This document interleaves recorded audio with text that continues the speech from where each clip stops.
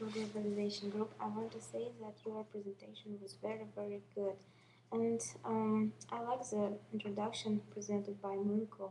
He started his part with the question, where from myself. I think this was very catching start of the introduction. And I also like the examples that each member of your team presented to prove their position.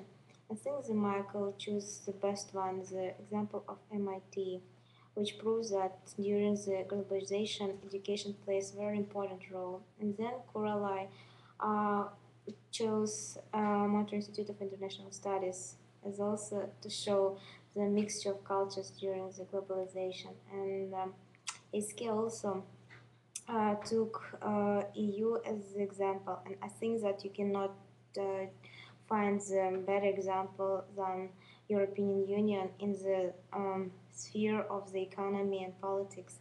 And Kichion also presented very good example to prove that during globalization, security is becoming more accessible issue and presented example of ICC and made very good conclusion. I think that your team made a very good presentation, good job, and I have no recommendations for you to improve. Thank you.